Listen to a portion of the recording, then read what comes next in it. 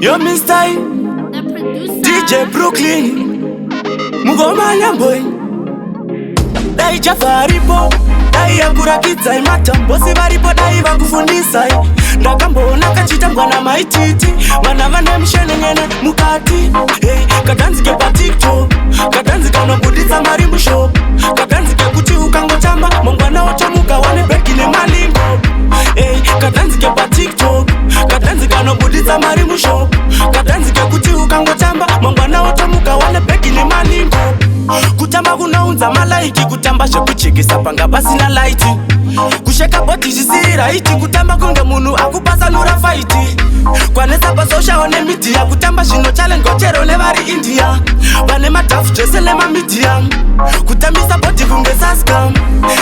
katanzike pa TikTok katanzike kanobuditsa mari mushop katanzike kuti mukangotamba mangwana motomuka mane beki nemalingo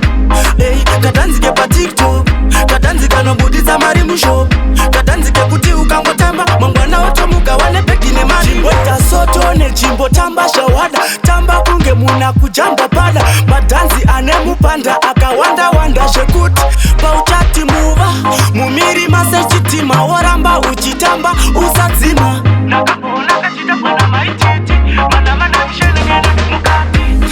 katanzike pa TikTok katanzike kanobuditsa mari mushop katanzike kuti ukangotamba mangwana otomuka wane beki nemalingo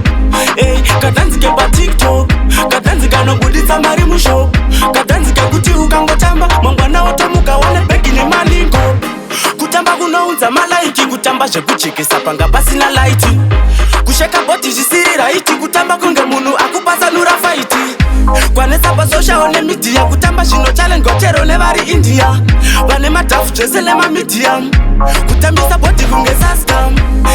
katanzike pa TikTok katanzike kanobuditsa mari mushop